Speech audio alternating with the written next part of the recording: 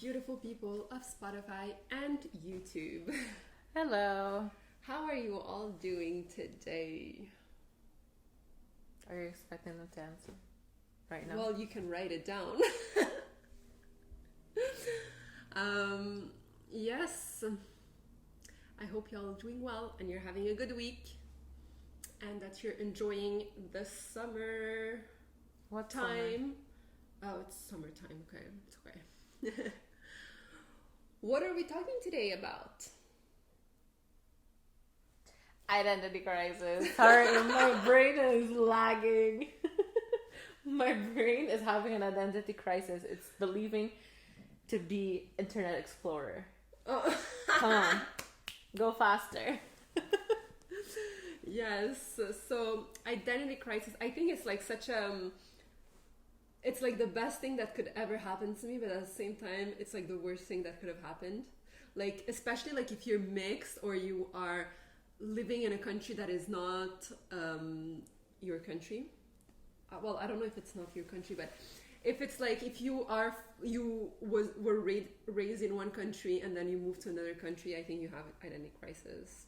Well, especially if the country that you come from and the country that you're settling in have two different cultures, because I find that if you go to a similar place, it wouldn't be that bad.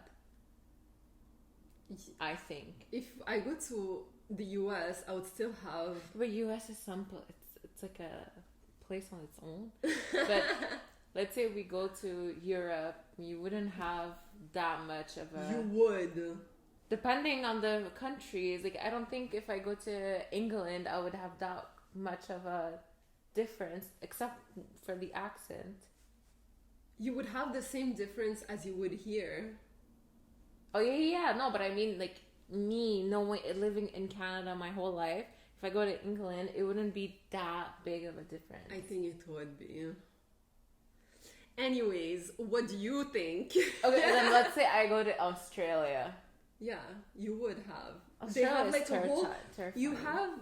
They have like a whole different set of values, cultures, lifestyle. It's like a whole different world compared already of you from you living in Canada, but also from your Arab side. Yeah, from my Arab side, I'm not talking about my Arab side. My Arab side is already like whatever, but it's mostly like my Canadian side, I find. I don't know. Let us know what you believe in the comments or on our Instagram and we'll have a little discussion. But for now, my name is Sophia. And I'm Mirna. And you're listening to the Tea Lounge podcast. And we're watching it. Yes! Sorry, I was a bit too quick. So what is identity crisis? I googled it just to have like a precise definition and not like blabber anything or my personal beliefs. So an identity crisis is defined as a period of uncertainty or confusion in a person's life. Mm-hmm. So the crisis occurs when a person's sense of identity becomes insecure or unstable, which is why, like, I guess mixed people have it more often because they're like, am I this? Am I that? Am I like, who am I? Like, anyways. And then an identity crisis usually occurs when there's a change in a person's life. So whenever like there's something new, then like you change a little bit, yeah. And it can happen at any time, at any age. Like we usually, like I would believe, like I used to believe that it happens only when like you're younger and you're trying to find yourself, but it can happen at any given age. Yeah.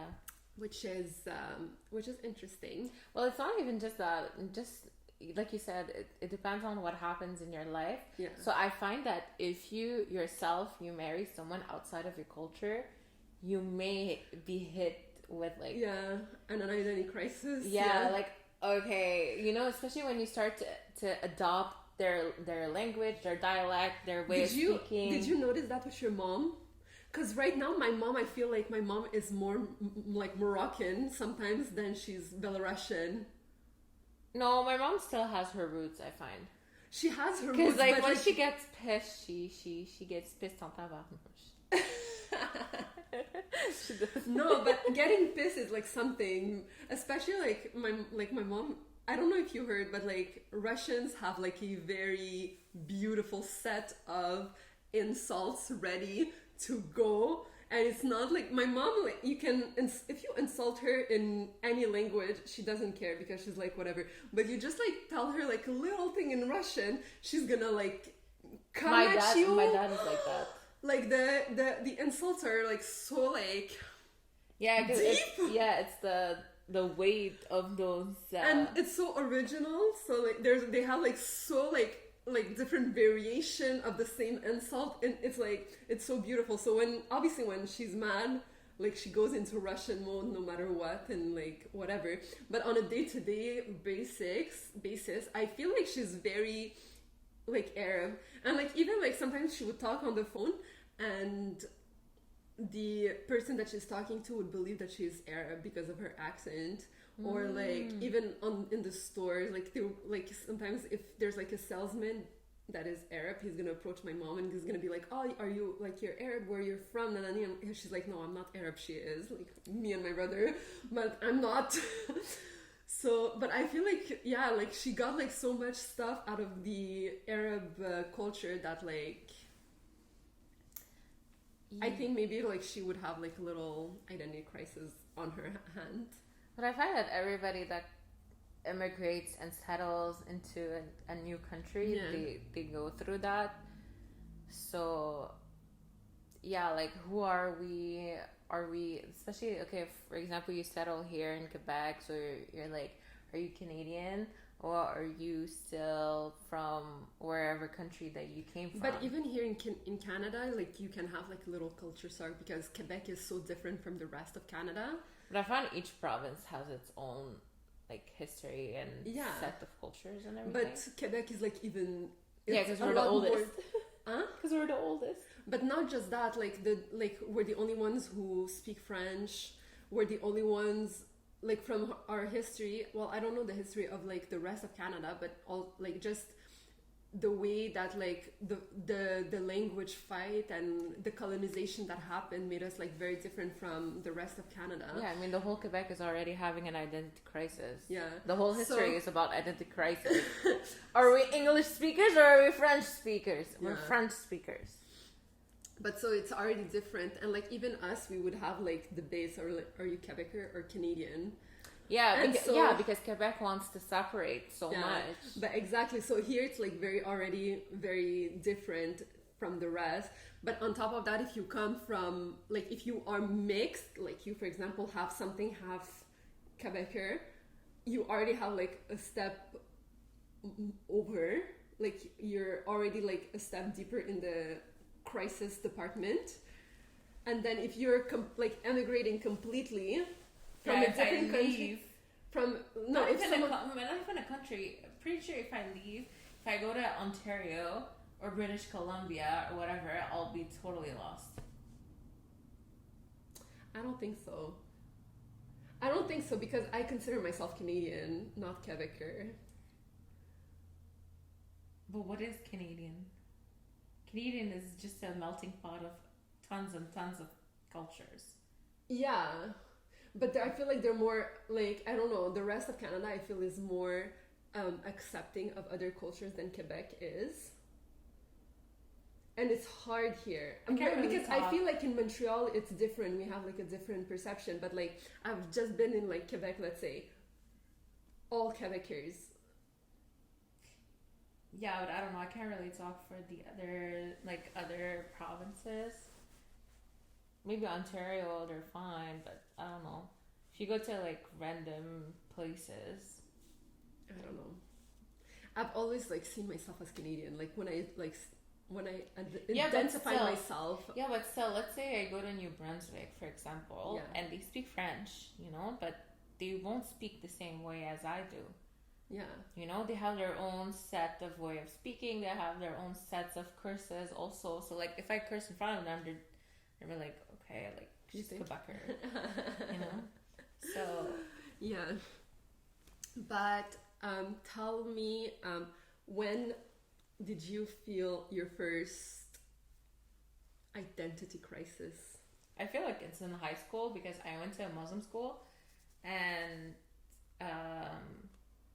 yeah, I don't know. People were they were saying a lot how, oh, you're different from us because you're half Quebecer. Mm-hmm. But I was raised in a very Arab Muslim household, so I didn't really feel the Quebec much. Well, I didn't really I wasn't conscious of it until they were saying, oh, you're so different and whatnot, but I don't see it how I was that different.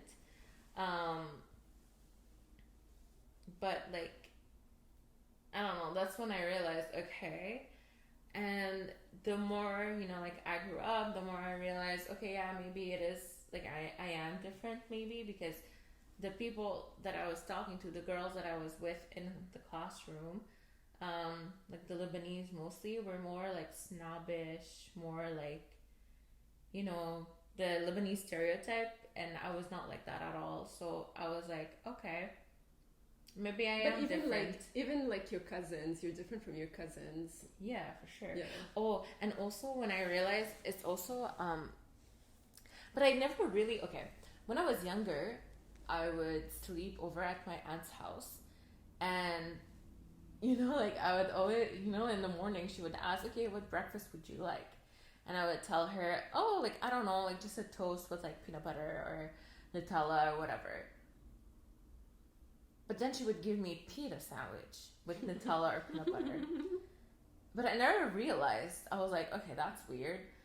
But then when I grew up and when those people at school were telling me I'm different because I'm half Quebecer, I asked my mom, I'm like, Mom, why that every time I ask for a toast, they give me a pita bread? And my mom was like, because Arabs don't have toast. That's a Canadian thing. That's an American thing. And I was like, what? And then I realized when I went to my grandmother's house, my uncle's house and whatnot, they don't have toast. They have pita. Yeah. That's it. Whereas in my house, we have toast and pita. And pita is for sandwiches and eat Arabic food with the pita and whatnot, not just to put a peanut butter and jam in your freaking pita instead of a toast. It freaked me out so much, even when I asked for a grilled cheese. No, I want my Kraft fake plastic cheese, with my buttered toast on the pan. No, they would give you mozzarella sticks in the pita bread, roll it and put it on the panini thing, and I'm like, it's super good, I love it, but that's not a cheese. That's not a grilled cheese. Yeah. That's not a grilled cheese. That's a cheese sandwich. It's not the same thing, because my mom makes it too, but we don't call it grilled cheese, because if I ask for a grilled cheese, I'll have the actual grilled cheese. But so it's stuff like that. Or when I realized also that I'm the only household that have pure maple syrup, and everybody has the fake sugary syrup. I was like, okay, especially when I asked, oh yeah, I'm down for waffles and syrup, and then they would put you fake syrup, and I was like, what is this? Yeah, no, that kind of little changes. Or even when I would sleep over at my grandmother's, she would be like, okay, yeah, what breakfast would you like?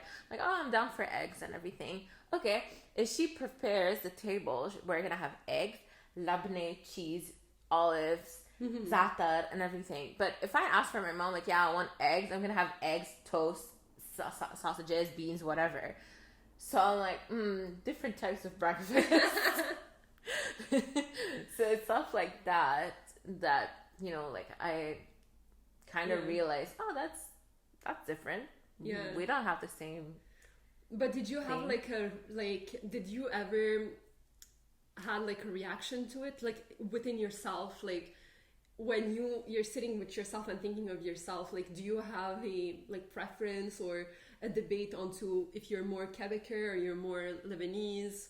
Or... When I was younger, yes, but now I know that I'm pretty half. Yeah. If I remove religion, the values, the Quebecer values versus Lebanese values, I took in my opinion, what's best of each, and that's what that's how I forged my own identity. But I don't know, because like for example, in Lebanese culture, well, in Arab culture is very family oriented. That I kept, but all this superficial thing, all this etiquette or a thing like, oh yeah, I'm better than you because I have a diploma and you don't, or I have a better job and you don't. I don't have that. Like I don't care. That's more of a Quebecer thing. Quebecers don't care. It's mostly like as long as you're happy, and they also value. Quebec is really more. It's they focus on individuality, which is why it's not that much family oriented. But in the individuality thing, they really tend to focus on your independence and your own happiness, and really taking care of your own self, which I like. Whereas in the Arab culture, it's always like, yeah, but you need to think about others. Oh, but you need to think. No, let me be okay. Like I can think about. I can't think about everyone every time, Yeah. So it's. Yeah, when I was younger, it was very annoying because, like I said, people would say like, "Oh, you're too white for me," or like, when I went to a public school, they would tell me, "Oh, you're too Arab," and I'm like, "Hey, how is this possible?" I don't know, but yeah. So me too. It's mostly at school when I was growing up, and me, it's like because I already have like two different cultures, like half Arab, half Slavic. And those two, they're already like very different from one another. And then I came here, and that's like a third culture completely. But I've had like big identity crises, like in different parts of my life. Because I remember, like when we arrived to Morocco, because I lived in Morocco for a few years. When we arrived there, like I was 100% Belarusian. Like I did not speak Arabic. I did not know about like anything anything other than like Belarusian culture, food, all that. So for me, like already going to Morocco, it was like such a shock. Yeah, and it's not just that, but it's also because Belarusians, well, Europeans in general have smaller families, and now. Like I came from a household where there was like my grandparents, my aunt, uncle, one cousin, two cousins, that's it, to like a Moroccan family where my dad has like 9 brothers and sisters with all their kids, grandparents, and usually like also like in Belarus they all live like separately. Here, like I arrived in Morocco, they all live in the same building. I know, I don't understand that.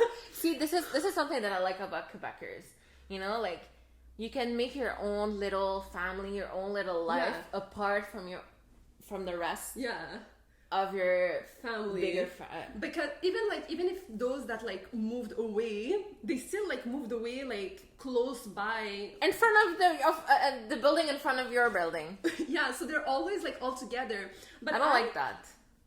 Honestly, like coming from that like to moving to Canada, at first like when I was there, I was like, okay, like because you get basically raised by the whole family, and everyone is like coming to you, like giving their advice, and like how like my mom unsolicited advice. My mom would hate that so much. It. And I see it with the kids, with my cousin's kids. Like my aunt will say something, my uncle will say something. I'm like, dude, the parents are right here. Yeah. Stop talking. Yeah, my mom also hated that, but like that's just how it was, and like. But going from that to after that coming to Canada and having no family, it's also like not a nice experience. Like I would have liked having family more often around, but like, okay, like not necessarily in the same street, living in the same street as me or something, but still like be able to like go and visit and like have family dinners and everything, and something that I didn't have once we arrived here. But just to go back, like all my life, I think also because like when we moved to Canada, we moved into a low income neighborhood, and it was like a lot of Hispanics and a lot of black people, so I didn't have a connection to a lot of Arabs and white people. But because I was close to my mom, my identity was around my mom's identity, so the Belarusian identity. Like I was a lot more closer to that culture. I speak better Belarusian than Arabic. I dress more European than Arab. I wouldn't go like and wear my jalab outside, like for example, like oh my when god, I see, like, people do I that. would. I wish I could, but I would if I had the guts to do it, I would. Do you understand how comfortable wearing a abaya is? Yeah. It is so nice. You just throw on the abaya and you just go on with your day. Yeah. But you could. You really could. You want me to teach at school with the abaya It's like on? a dress. It's like a dress. You want me to cause to force Legault to put on a new law? But it's a dress, and you're not covering your hair. No, because okay, when I was in Medina, okay, we were there's like this French girl that started talking to us, and she was telling us that like in France it's way more crazy than in Quebec. You're not allowed to wear hijab. You're not allowed. She just wore like a normal dress, not even a abaya, like a regular dress, like long dress, and they were like, no. You're still enforcing like Islam and everything. You're not allowed. I was like, sorry? Yeah, sorry. Yeah. Pardon? So she graduated like high school, and then that's it. She stopped. Like she couldn't. She's a niqabi. She can't. She removed her veil to finish school, and then she's like, screw this. I'm not gonna go to uni. I'm not gonna get. And what did she do? I think she opened her own business. Yeah, that's the only way. Like, what do you want to do then? Anyways, yeah, no, it's crazy. It's yeah, but I have a friend. I met this girl. Okay, she's a social worker here in Quebec, in Montreal, and she wears her jilbab. Yeah, jilbab with khimar and everything, and she goes to work. But it's so nice. That's why it's so nice here, because even though you can have a little identity crisis because you like not everyone around you look like you.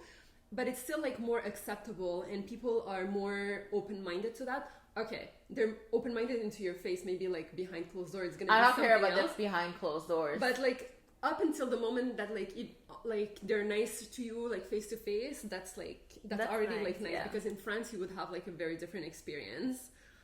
But yeah. So anyways, going back to the subject again. Yeah. So up to up to the moment I finished high school, actually, no one knew that I was half Arab. Almost no one knew that I was half Arab, and no one knew that I was Muslim. Yeah, you did not look Muslim at all. Yeah. Well, I didn't even know when I met you. I didn't know that you were Arab. You don't look Arab. Like no one knew, and like because I was so like in my head I was Belarusian. Like more than anything, and the Arab side, because I didn't have Arab friends. Like I didn't have Arab friends, but I didn't have Moroccan friends, and my only Moroccan connection was my family, and they lived in Morocco. So I'm like, you're too far away. Yeah. Like, what do you want me to do? Like it's not the once a week that we're talking that's gonna make me feel more Moroccan. Even though like when I talk with them, like I do feel Moroccan, like I speak Moroccan, like I understand the jokes, we're very like close, but it's still not something that would make me believe that would make me feel deep down that I am Moroccan. Mm-hmm. And then when I told people that because in my last year of high school, that's when I was like starting like to think about wearing the headscarf. Yeah. And toying with the idea, and I remember because like there's a few people that knew that I was Muslim, and some were like, okay, yeah, that's nice, but I remember some people were like, why would you even wear the headscarf?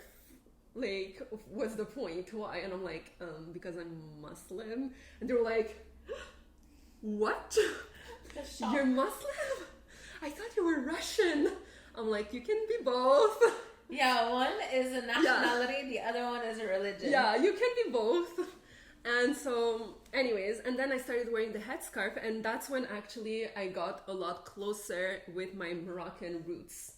because first of all, I made more Moroccan friends and Arab friends in general, not just Moroccan, but like I was closer to that part of my culture. And also, people forced me basically to be Arab because like people don't understand that you can be from different cultures and be Muslim, for example. So like people label me as Arab and people were seeing me as Arab. And so then like it just kind of, it's just, I kind of became Arab. Okay. Because of how people perceive me, because I didn't want to like fight with them like in order to like be perceived like differently.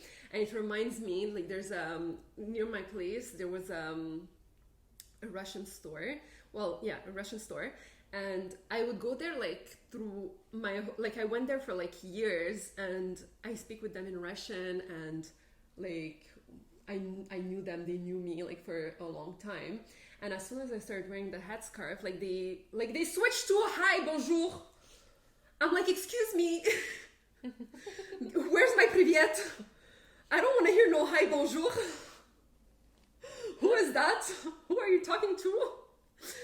And so like the first time I let it slide, and the second time I was getting annoyed, but I was like, okay, like the headscarf did not change my features. Like you would see me like every week, and now like you weirdly like I don't speak Russian. Anyways, I was like so mad. So the next time they came to me and they were like, I entered the store and there's someone there working.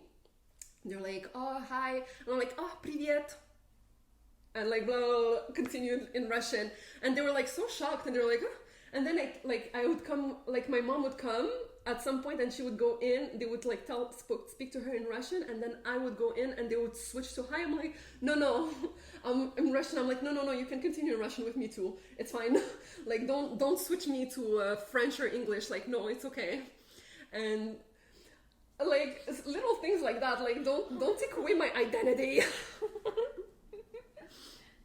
But see, that's something that I feel whenever I go abroad, like I travel and whatnot, and then I come back to Canada, to Montreal, and then I enter the airport of Montreal and I hear all the messages in French and English, and I'm like, okay, I'm home. Whenever like the border agent will be like, bonjour, hi, and I'm like, I'm home. You know, like, okay, all right, home. You know, it's fun. It's fun to be with someone, because I don't know for you, but as much as you're fluent in other languages, like for me, I'm 100% more comfortable in French. Mm-hmm. I'm French educated. I think in French, it's French. And yeah, so no matter how much I can bargain in Arabic, bargain in English, speak in English, even right now, the podcast and whatnot, it would be 100 times more easier to do it in French. Yeah. So whenever someone speaks French to me and I'm like, okay, it's easy. I can talk to you very easily. That's fun and that's nice. It's really cool. I don't know.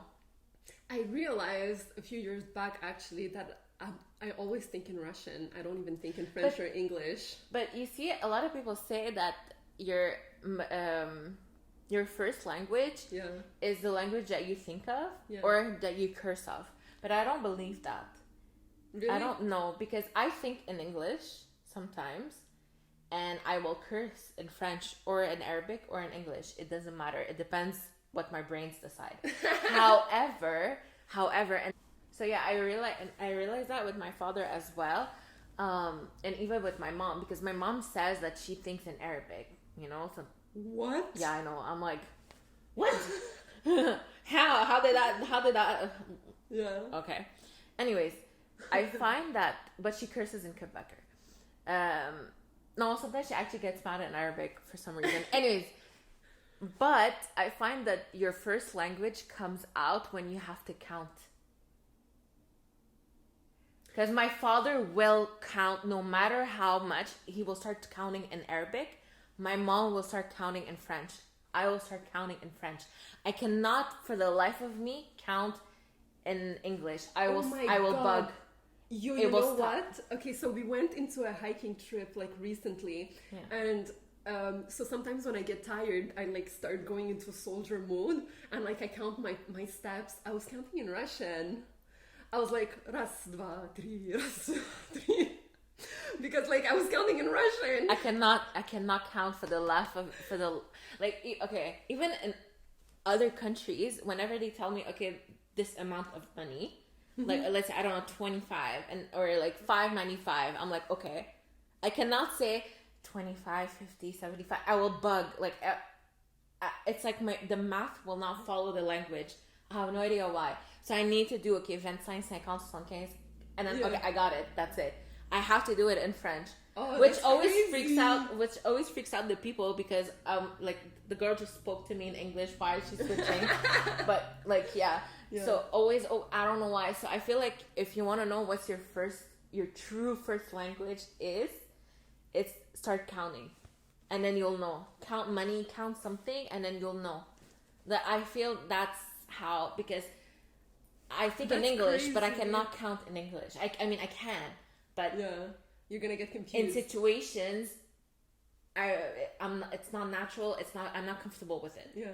So I switch it in French. It's like my dad. Like he will start like 1, 2, 3, 4, 5, 6, and I'm like, okay. It doesn't work. Oh my god, yeah, no, I didn't think of that. But it's true. Like I count in Russian, but I think in Russian too. I don't think. I don't think in Russian about that. I don't speak Russian. Sometimes, you know, like when I'm just sitting and I'm doing scenarios in my head or thinking something. English. It's in Russian. English. Oh my god. English.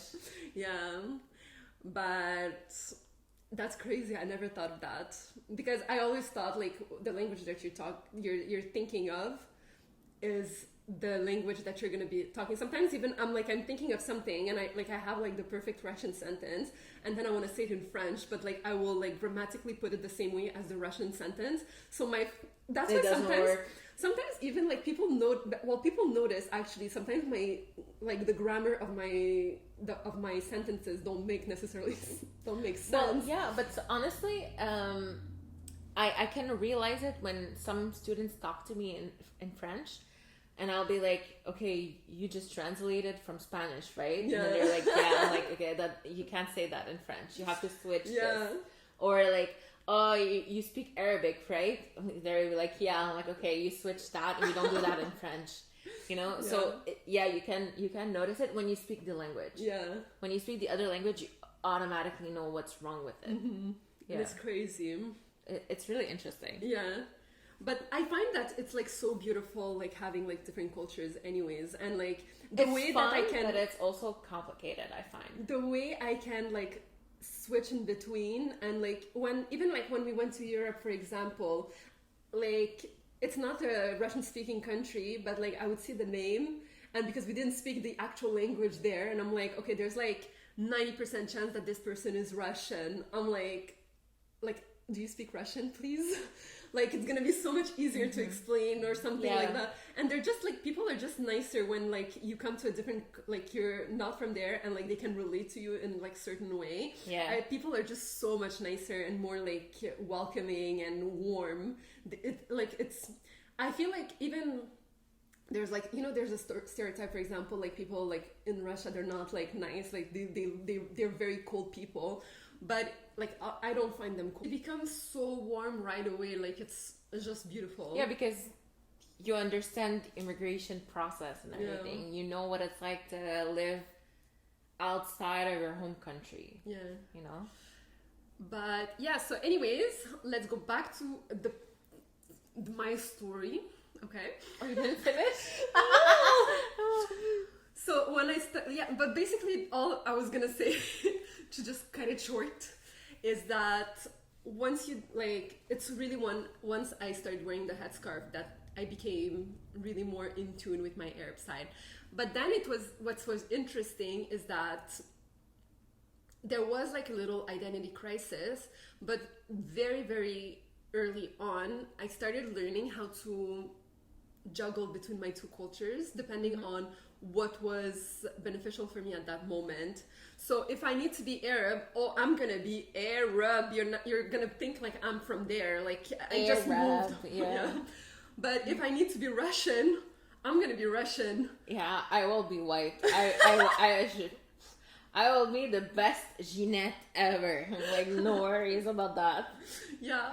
So, and that's what I love the most about being mixed. And I would never, like, ever want to be different. I would never want to be, like, a different, even, like, different cultures. Like, thinking about, like, let's say being half Arab or, like, half another thing that is Russian, I'm, like, not really interested in that.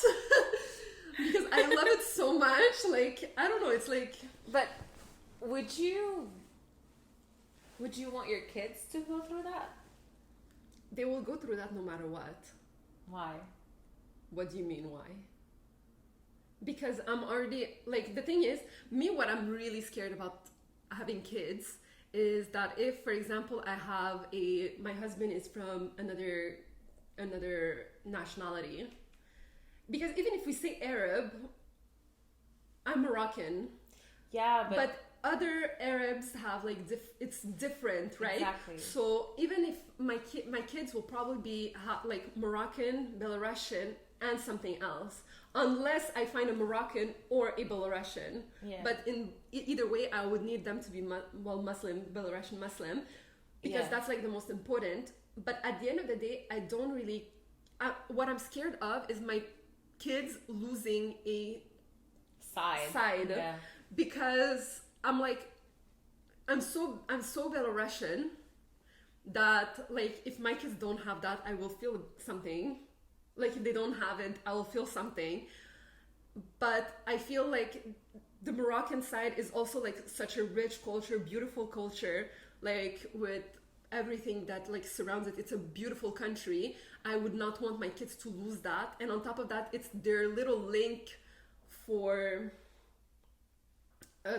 towards Islam as well, because of the language, like, be able to speak Arabic, even though it's like Darija, but it's easier to, like, if for someone that doesn't speak Arabic at all, or someone that speaks Moroccan, it's easier to go to, like, a more traditional Arabic. Mm-hmm. So it's already easier than someone who doesn't speak it, because, like, my mom, she speaks Darija, but, like, you can hear that Arabic, she doesn't speak Arabic, and for her, like, to go, like, to a traditional Arabic, it's not possible. So, like, I wouldn't want that. For my mom, it's fine, because she didn't have an in between, I think. Because our dialect is close, I find. Because when she's like, I mean, yeah, she speaks Lebanese, but I mean, she understands songs in Arabic. Mm-hmm. She can understand sometimes the news. Mm-hmm. You know, like, she understands it, especially if the words are close. Mm-hmm. But yeah, I don't know. My mom, like, she I don't think she would want. She wouldn't even want to, because she's like, what's the point for me? Like, not to learn it, but I mean to understand it just a bit. Yeah, I don't know. But so I wouldn't want my kids to lose the Moroccan side. Well, like, sometimes I'm even scared of, like, my Arabic is, like, too whitewashed. I mean, my Arabic is not that fully well. But I listen at the videos. I listen at the videos and I'm like, okay, I don't sound like this. Like, this is, like, too much. But it's, like, so funny to listen, because, like, I know that, like, some of my cousins that live in the US, they do speak like that in Arabic. Like, their Arabic is so, like, very whitewashed. Like, they can't, like, no, but it's so bad, but they can't say, like, or, like, they can't do those noises. I thought you were born with it. No, I don't know. Like, I don't know what's happening into their household, but, like, they can't do those sounds. So, like, so their Arabic is very, very whitewashed. So, like, it's funny, like, when they play with, like, their Moroccan cousins, they're like, it's so funny listening to them. Like, they're trying really hard to, like, mix in and play with everyone, but, like, you can clearly see, like, someone is not from here. But so yeah, so my kids, I would want to have them both. But if, for example, my husband, let's say he's Lebanese, I would want them to also speak Lebanese and have, like, the Lebanese culture. But then you're asking for too much. No. Because, like, the Lebanese and Moroccan can kind of, like, come together at some point, but then the Russian will be forgotten. No. Why? because how am I gonna enforce Russian and Moroccan? Like I wouldn't be able to, especially like they say that like for kids, for example, you would want one parent to enforce one language and the other enforce the other language. So then if my husband, let's say again, he's Lebanese, he will enforce the Lebanese, he will speak Lebanese with the kids, all good. But me, then what do I choose? You choose what's more important to you, and then the other could be from the grandparents. Because that's but then if, for example, okay, let's say like I choose Russian because Arabic, I'm like, okay, let's say he doesn't speak Moroccan, it's not so bad. He can learn it. He can learn the traditional one or the Lebanese one, and then he will be able to like switch a little bit because he will still hear it. But so I will enforce the Russian. He goes to my family. My mom is gonna speak with my kid in Russian, but then my dad is gonna be like offended because like why my kid is not speaking Moroccan. Well, he can speak with your kids in my dad Moroccan. was not even speaking to me in a Moroccan. Then I don't know. Well, you'll figure it out. I'm pretty sure it's possible. Yeah. Anyways, that's what I'm scared of with having a husband from like a different culture. So, but at the same time, I don't get along with Moroccan men, so that's already out of the window. And I don't know any Belarusian Muslims. I feel like every girl from a country, whatever, they don't get along with the men of said country. Yeah, because we have it at home. We have it at home. We know what's rotten in that culture. Oh my god. No, I can say it because obviously like I see it from like on my dad, my brother, my cousins, and I'm like, you're not very appealing to me. Like if someone else comes and like this is like Moroccan man, I'm like gonna be like, okay, did you see the man of your culture? Like who are you talking to? Yeah, for sure. Like I am gonna defend. Yeah. But at the same time, like because I'm there, I'm like, I don't see myself marrying one of you. Sorry. Yeah, but see, I find that we don't like them. Like let's say I don't get along much with Lebanese men, anyways, because in Lebanon, for the men, it's either you have like very macho man and like I'm the man and you have to obey me and I don't do anything, blah blah blah, or you have the very feminine men that does their brows like a queen and like the hair, and they wear like skinnier jeans than I wear, and I'm like, bro. So that's like the type of men that we have in Lebanon. So I think that's why I don't necessarily get along with them. But yeah, anyways, I feel like growing up with two cultures, yes, it's rich, but it can also be complicated, I find.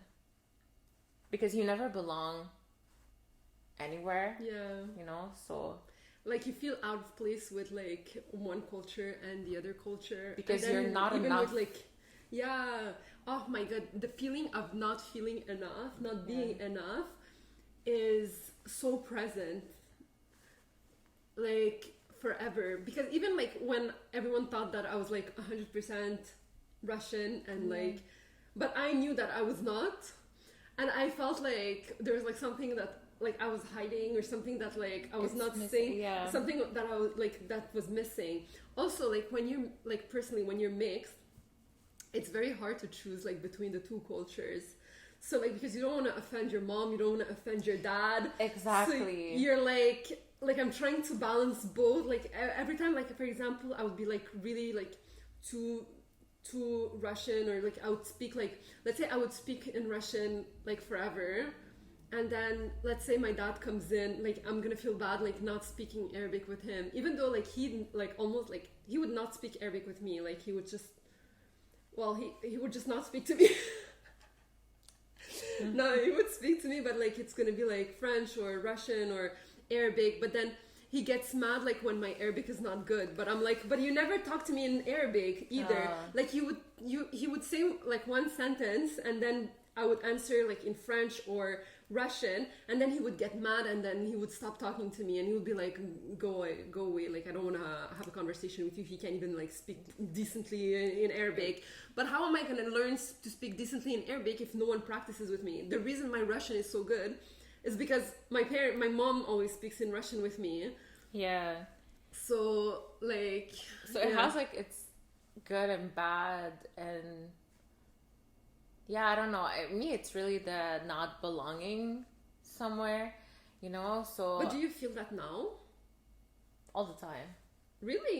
Yeah, because I'm too white for Lebanese and I'm too Arab for Quebecers. I feel like I don't feel like that. I don't feel the same way anymore. Like I don't feel not like that I don't belong, because even like when I go to Morocco, and even like or Belarus, and if someone mentions something, I'm like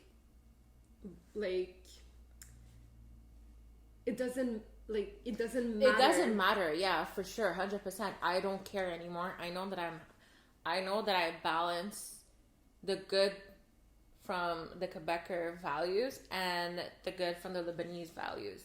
That's who I am. I know who I am. Yeah. But do I necessarily belong in one or the other? No, I don't. I wouldn't want to belong in Me one neither. or the other. I don't care. Because I feel like it's such a beautiful thing that we are different. And like, I think I've mentioned it in many like different podcast episodes in the past, but I find difference to be a very beautiful thing. Like, I don't like when everyone looks the same or everyone is the same or that are very similar. Like, I find there's beauty in differences. So even though like I was gonna say, even if I go to Morocco and I'm like, clearly people can see that I'm not like 100% Moroccan, but I don't care, because even though I'm not 100%, I'm still here. Like, I've still lived here. I still speak the language. I have the passport. I've been to school here. There's no difference between you and me other than I left at some point and you stayed here. But okay, so obviously you're going to be more Moroccan because of that, but it doesn't change. It doesn't make me any less Moroccan. And same thing for Belarus. Like, even if I go there and like people are looking weird at me or like seeing that I'm not here or like trying to speak to me in English or like trying to make an effort to like as if I didn't speak the language or I didn't belong there. Like, no, I belong here. Like, I can speak the same way that you speak. I can be the same way that you are. Just because like I look different, it doesn't mean that like I am different. It's just like you live here, I live there. And it is harder for me or for you, like for the Arabic side, to stay connected with that side, because we live in a society that is different from what we are originally. Yeah, where 100%. we're from, but it doesn't make us any less of it. And like growing up, I would feel it a lot more, but again, it's because how people would make me feel. It's not really how I would feel, because I myself inside, I love being mixed. It's like one of my most beautiful thing ever. And whoever tries to take away like one of my cultures, like one of my identities, like they're not in my life anymore, because why are you trying to make me more one thing or the other? It's just, it doesn't work like that. Okay, but how,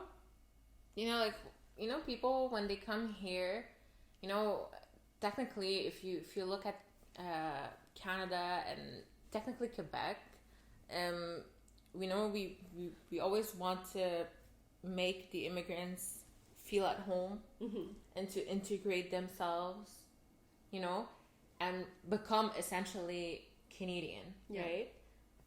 How would you address that? No, because I don't feel necessarily that, because you were talking about passports and whatnot, but I don't hold the Lebanese passport. I do have the IDs, but I don't find the passport being like important. Like I don't care. But you don't care because you have the Canadian passport. Well, yeah, for sure, 100%. No, but okay, but still, like whenever I see Canada on my passport, even Montreal, I get this feeling like, oh my god, okay, this is my home. You know what I mean? But my dad always told me that for him it's Lebanon. Whenever he lands in Lebanon, he feels at home. But not for me. When I go into Lebanon, for me, like I'm in a foreign country. I'm not at home. You know what I mean? So how do people, when they come here and they technically integrate themselves, they speak the language, they have the passport, they have the citizenship, but and when you talk to them, they will tell you, "Oh yeah, I'm Canadian," you know. But originally, they weren't from Canada; they were from whatever other place. I feel like they might have identity crisis as well. No, those that come here and integrate here. yeah, I don't know, because I look, for example, at my dad, and like, or my mom actually, but my mom a bit less, because my mom is very versatile, and like even like now that she's very much here, but she never lost her roots. Like she knows like she's not from here, and but the thing is, like even like for, let's say, her retirement, like she wants to buy a house in Morocco or in Belarus to get the peace out from here. Yeah, because she doesn't want to stay here for the winters. okay. So she want to go, like she doesn't care where, like, but she know that she doesn't want to stay here. Yeah, but see, that's a very Quebecer culture, I find, because ask any like retired Quebecer person, what do? For 6 months during winter, they go to Florida, Fort Lauderdale. Yeah. No joke. Yeah. Fort Lauderdale is like little Quebec. Like even Floridians know, it's crazy. Or like any other island in the the Caribbeans. Yeah. I don't know, but she just want to leave because like I think here like it's a bit like I don't know for the rest of Canada, but here in Quebec I think there's something wrong going on in like the administration. Like no one wants to stay here because like you're paying so much money but you're getting like nothing in return. Yeah. And like nothing gets fixed, and like our money goes like into their, I don't know, their pockets. And I think like as like even if for Quebecers already it's harsh, but like even for foreigners, like they work their whole life here and then like they're gonna continue to pay taxes like crazy, and like nothing gets fixed, and like it's hard because like you get so taxed so much, but like the cost of life is still huge. And but I like, find that's like a that. Canadian thing. I don't think that's a Quebecer thing. I think that's a Canadian thing. Yeah, but let's just, yes, probably. But I mean, we're still the most taxed here. Like we're the province with the higher taxes. Yeah. But yeah. But that's the thing, because like let's say our housing system, the prices of houses are starting to like get closer to the Toronto ones. Yeah, but Vancouver is the highest ones. I know, but like let's say for taxes, we're taxed, like our income is taxed, then whatever we purchase is taxed. Yeah, you have too much taxes. We have like too much taxes, but the thing is, it's not like, let's say for example, in Scandinavian countries, they're also very much taxed. But you see it. Well, yeah, used. Yeah. Here, like I had to go to the hospital once. I stayed there for like 2 days for like a stupid thing. 2 days, and I was like in the hospital, and like no one could fix me. And when it was time to fix me, it took them like literally like 10 minutes to fix me. So why the hell am I waiting 48 hours to get to a doctor to like help me out for a 10-minute procedure? Yeah. Like. It's crazy, like things like that. Or like, for example, I needed like a dermatologist, and I needed an appointment at the dermatologist. They gave me an appointment in like 8 months. No, dermatologist, any specialist will take at least 6 months. I went to Belarus. The first day I arrived, I went to see the doctor. I took an appointment for like 2-3 days later, and I got it fixed. My problem got fixed. Like, for example, here, like to go get to see a doctor, like for your ears. An ENT. Yeah, an ENT. My dad just tried to go take an appointment now for an ENT, and he gave him an appointment in 13 months. 13 months. That's a year and 1 month. Yeah, okay. You go in Morocco. Like last time I went to Morocco, like I wanted to see the doctor. Like I went, like it was a walk-in. Like I walked in, the doctor was there, he checked me, he did whatever he had to do, and I left the day before I left from Morocco. Like that's, like they're taxed, yes, but like they do stuff with their money. Like I feel every country is doing things with their money, like with the money that they take. But here, you cannot get a service, even though you're paying so much tax. Like my paycheck, they take 40% out of my paycheck. but they're not doing 40% of the work. They're taking my money, and then I can't even get services when I need it. They're increasing the politician's salary. I swear. But see, like, things like that makes people not want to stay here as much as they, like, if they can leave, they will leave, because why would I stay here? But that's not the point of this subject. But my dad, for example, my dad at first, he was like all about Morocco. Morocco is the best. Morocco is this. Look at your cousins in Morocco. Morocco. I was so sick and tired of hearing about Morocco. Like, Morocco is not that good, la. Calm down, okay? Like, why are you comparing me to Moroccans? Why are we talking about Morocco every day? Like, calm down. But then he started going, every time he would go to Morocco, he would come back a bit less hot for Morocco. And then now, like, he's still Moroccan, like, he still speaks Moroccan, like, he loves Morocco, but he can't live there anymore. And even going there on vacation, my mom wants to send him for like a month, for example, to Morocco. He's like, what am I going to do there for a month? Like, my life is not there anymore. No, my dad still loved going there, but I don't think he would go and live there, especially right now with the my dad would not go live there. Like, he doesn't want to. First of all, he's attached to like his little space, like the house. Like, he likes the house. Like, even if we tell him like to sell the house and like get something else, he would be like, no, like, no. I'm so like that too. I get attached, to his little space. But then on top of that, like, just like culture wise, it's different there. Like, my dad doesn't even want to drive anymore in Morocco. He's like, they're crazy. Like, I drive in Morocco and my dad doesn't drive in Morocco. Like, things like that makes it like he doesn't feel the connection anymore that much. He has a connection with his family. Like, he goes there to see his family, but then after like 1 week, 2 weeks, he's like, you know, like, what am I supposed to do here? Like, I don't belong here. Like, their life is different from our life. Yeah. Their habits and the way that they do their things is different. I find it still crazy how, like, immigrant parents, they came here or in the United States, you know, like, in the hopes for their kids to have a better life. And now the kids are trying to find a way to get out to a better country. Yeah. You know? And unfortunately, the better countries are what? Back in the East. Like the Gulf country? Yeah, but I have like an opinion about that, so like, okay, I would not try just to go Jordan, there. Just Jordan, by the way. Their money? Yeah. Their money is so expensive. You don't understand, okay? Their Starbucks is like the double in Canadian. If you pay, like, when you pay, it's like 4 something dinar. If you switch it to if you convert it to Canadian, it's like you paid $16 for the same.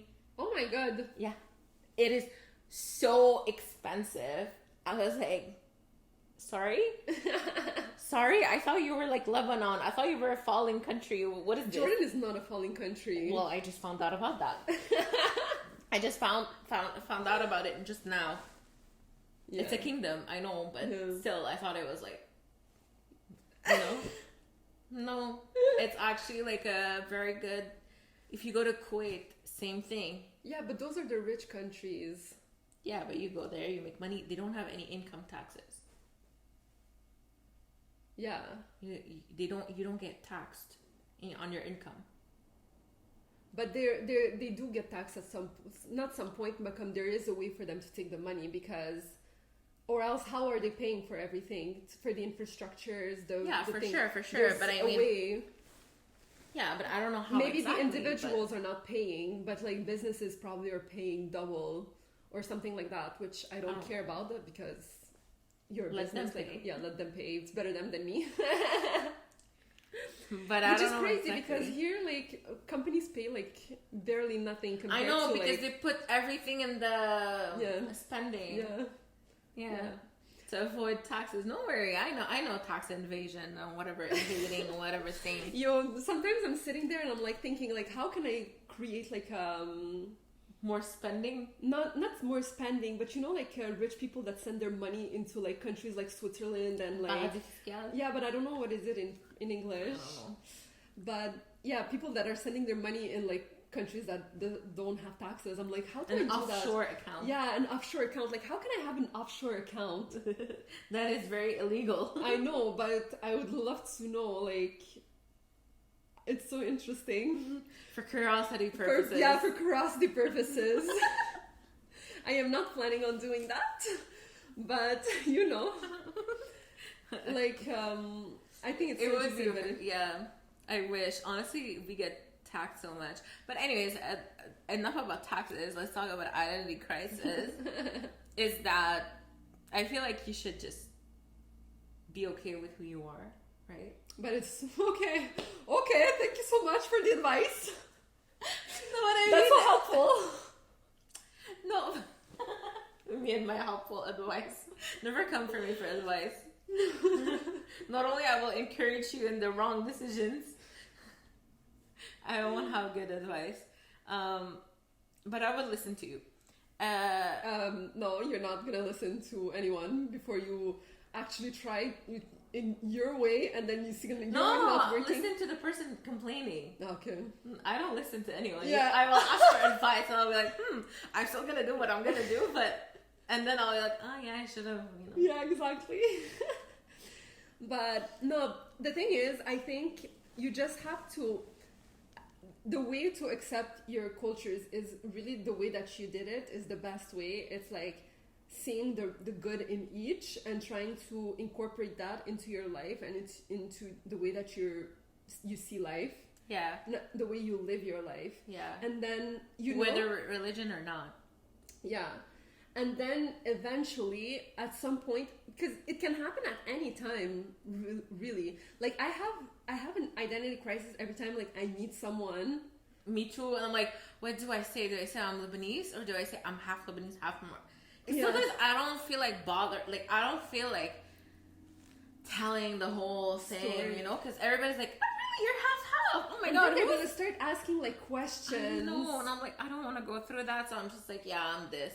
Sometimes if I want to spice things up, I just say, yeah, I'm fully white, and they're like, and you speak Arabic, and you're Muslim? What is this? What is this sorcery? It's called school.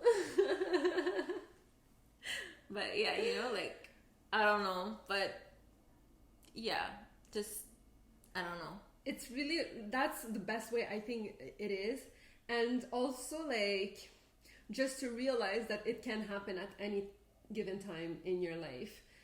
It's never something sad because like you grow and you discover like new things and you get sometimes you immerse yourself in different cultures that are very different from everything that you know, and that also you can incorporate things from that culture into your life, you know. So the thing is like you just have to be comfortable, like whatever you're at peace with, in, like as an individual, and really like to turn off the shatter from the outside world, because everyone is going to try to give you put an etiquette on you and put they're going to label you something no matter what it is, and the point is to go against it and really try to figure out who you are against all the labels that people are trying to put, because at the end of the day it doesn't matter if you don't fit in one culture, in two cultures, because you have to realize that being already mixed or being from a different country, living in the West, it's already such a advantage to you. You're already so different and you have something that they don't have. Yeah. Like you have assets that they don't. You see the world differently that everyone around you. You're in contact with different people, so it's good for you. It's good for your brain. You see different ways of thinking. You hear different languages. You see different colors. It's just, I don't know. Yeah, it's a good thing. It's a good thing, and really like never lose sight of your roots. Yeah, a lot of people try to erase their own roots to fit into another. But don't do do you that. realize there's like some white people in this world, okay? When you ask them where they're from, they're gonna be like, 1/4 of Italian, 1/4 Spanish, one Like, quarter no, you're nothing, honey. Icelander, like, because they want to create that diversity within themselves, and you have it. You were born with it. You have Yeah. the chance to have parents that are from outside of this world, or this world. Oh my god, I have alien parents. No. Well, if you think about it, Adam and Eve's kids, their parents are truly out of this world yeah. because they were created in heaven. Yeah. So anyways, you have you have parents that come from different nationalities, and it is a beautiful thing, and take full advantage of that. Like me, I remember like my favorite thing when I was growing up, well, not growing up, but generally, like even to this day, it's like when I go out with my parents, and like I can, like everyone speaks French or English, and I'm here sitting with my mom speaking in like Russian, or with my dad speaking Arabic. And it's so funny because the other day I was like at a store trying clothes, and I'm like WhatsApping my mom, like on video chatting with my mom, so I can show her whatever I'm wearing, and we're speaking Russian. And like right next to me, there's like another lady that was speaking with her husband or boyfriend or whatever in Russian as well. I'm like, and the thing is, because they don't see me, like they don't, like they're just hearing me, they don't see me. So I'm like, if I come out of here, like they're gonna be like so flabbergasted, because like, who is this, like speaking Russian wearing the headscarf? And it's really nice. I really like it. Also, when you start working and you have to like put your CV, like I felt like a bomb, like when I had to write languages that I speak, and I like French, English, Russian, Arabic, and then like I added Spanish at some point because like I was speaking Spanish. Like that's like the most beautiful thing ever. I'm looking at this line and I'm like, this is all worth it just for this little line of like language spoken and, well, spoken written. Language and written. So it is it is an asset for you. So like stay connected to it, no matter what anyone says. Like let the information go in one ear, come out of the other ear, and continue living your best life. Just have your mental breakdown and get up and continue your life. Yeah. Who am I? Who am I? You're I don't you. know who I am. What a beautiful advice. Be you. And then you talk about me. Yeah. Beautiful. Beautiful. This is cringe. Stop. It's like the live, laugh, love era thing. Yeah, it's okay. How can I live, laugh, laugh in those conditions? Oh, I don't know. You don't know that sound. Huh? You don't know that sound. You and your For You page stuck in 2020. Leave me alone. Leave me alone. Okay, are we gonna talk about this on every podcast episode? Anyways, yeah, so I hope you enjoyed this episode, and we'll see you all in the next one. Yes. Bye. Bye.